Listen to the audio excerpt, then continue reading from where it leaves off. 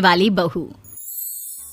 शादी के पहले से ही विभा को कपड़े धोने का बड़ा शौक था। कभी नल के नीचे तो कभी तालाब के पास। अरे मेरी नीली वाली लुंगी नहीं दिख रही है। विभा की अम्मा, कहाँ रखी है लुंगी? अरे वो तो विभा ने परसों ही धोकर रखी थी आपकी अलमारी में, देखो वहीं होगी। वो ना मैंने आज धो दी, मुझे लगा कि गंदी हो गई होगी। अरे कैसे गंदी हो गई थी? उसे तो मैंने पहना भी नहीं। हे भगवान, इस लड़की के कपड़े धोने की आदत से परेशान हो गया हूँ मैं। जितना तो घर में राशन नहीं आता, उससे कहीं ज्यादा डिटर्जेंट पाउडर का खर्चा है। इसकी शादी करवा दो, शादी जाए अपने घर में ही करे काम, फिर चाहे घर के कपड़े धोने हो या पूरे गांव के। हाँ ठीक बोल रही हो, देखता हूँ मैं कोई लड़का। वो दिन भी आ जाता है जब विभा को देखने लड़के वाले आ जाते हैं। लड़की मुझे अच्छी लगी। होने वाली सास कहती है, बेटी अगर कुछ पूछना है तो पूछ लो। वैसे तो हमारी लड़की बहुत ही शर्मीली है, जो बोल दो वो मान लेती है, इसे क्या पूछना होगा। अरे कैसी बात कर रही हो माँ, मुझे इन लोगों के घर रहना है, सवाल तो कई है। हाँ हाँ बेटा, पूछ लो ना, क्या पूछना है। आप लोगों के घर कपड़े कौन धोता है? सास का मुंह बन जाता है। देखो, अगर तुम ये कहना चाहती हो कि तुम्हें कपड़े धोने नहीं आते तो सुन लो, कपड़े मैं ही धोती हूँ, लेकिन तुम्हारे आ जाने के बाद मैं रुमाल तक नहीं धोऊंगी। अरे चुप रहना भाग्यवान, बहू बेचारी घर आई नहीं, उसे डराना शुरू कर दिया। वो क्या है ना बिटिया, अभी तक तो ये कल्लू की माँ ही धोती थी, लेकिन अब तुम्हारे पापा तो दहेज में वॉशिंग मशीन देंगे ही। तभी विभा की माँ बोल पड़ती है, सवाल भी पूछा तो क्या। वैसे भाई साहब, मशीन की तो फिर भी कपड़े धोने की कैपेसिटी होती है। मतलब जो बिटिया दे रहे हैं ना विभा, इसे कपड़े धोने का बहुत शौक है। ये आप लोगों के क्या, आस पड़ोस गांव मोहल्ले सबके कपड़े धो दे और उफ तक ना करे।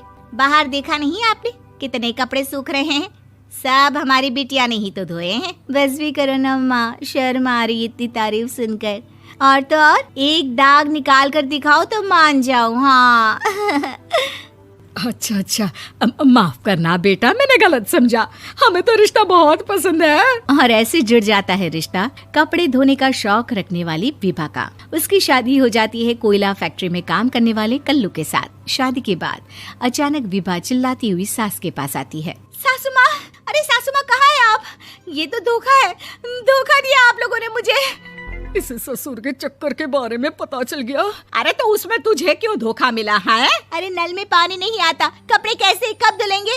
अच्छा, तू पानी नहीं आ रहा उसकी बात कर रही है। तो आपने क्या सोचा? कुछ नहीं। अच्छा, तेरी माँ ने कहा था कि कपड़े धोने का शौक है तुझे, याद आया मुझे। शौक बोलकर कपड़े धोने वाले मेरे जुनून को कम ना आके सासू माँ, कपड़ा धोना मेरा गुरूर है।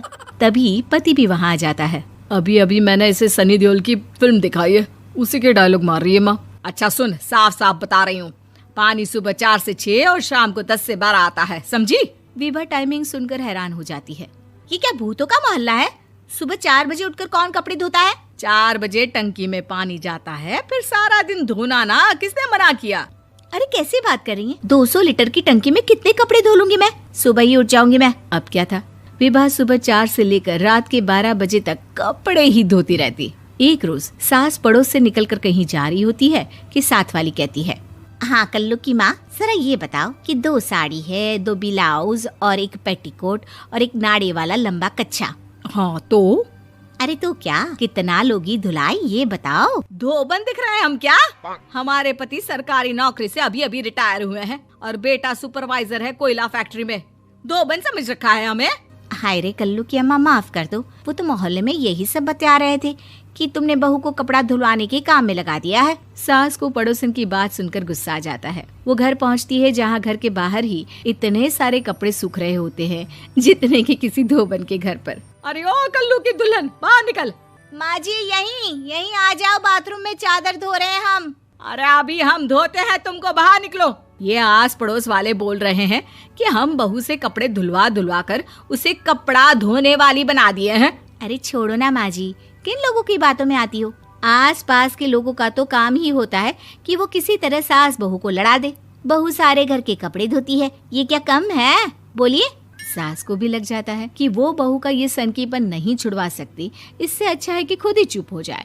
एक रोज सास और बहू मंदिर जाते हैं, जहाँ सास की साड़ी वहाँ खड़ी भीख मांगने वाली से मिलती है। माँ जी क्या बात है, आपकी साड़ी उस भिखारन से कितनी मिल रही है ना? हाँ हाँ देखो तो, दोनों की साड़ी मिल रही है। क्या बात है कल्लू की अम्मा, तुम खुद को तो अफसर की बीवी बताती हो और ऐसी सिंपल सी प्लेन साड़ी पहनकर घूमती हो। सिंपल और प्लेन नहीं है ये साड़ी। तो क्या सोने के धागे से फूल बने हैं? कुछ भी सासू माँ, कुछ भी। हाँ बने थे इस साड़ी में सोने के धागे से फूल। मेरे पति लेकर आए थे मद्रास से स्पेशली मेरे लिए 10,000 की। ताहे भाई साहब इस भिखारन के लिए भी सेम टू सेम साड़ी लेकर आए होंगे 10,000 की। सास उस वक्त तो कुछ नहीं कहती, लेकिन बहू के साथ घर आती है और अलमारी से एल्बम निकाल कर लाती है। ये साड़ी देख रही है, ये वही साड़ी है जिसे मैंने अभी पहना था। इस साड़ी में ये जो चमकदार फूल दिख रहे हैं ना, ये सोने के धागों से काढ़े गए हैं। लेकिन तू लोकल वॉशिंग मशीन ब्रश से घिस घिस कर सारे फूलों को निकाल कर साड़ी प्लेन कर दी। मुझे माफ कर दीजिए सासू माँ। और तो और, जब मैंने तुझे तेरी गलती के लिए कुछ नहीं कहा, लेकिन तूने तो सबके सामने मेरा मजाक ही बना दिया। क्यों? बहू को समझ में आ जाता है कि अब से उसका कपड़े धोना बंद।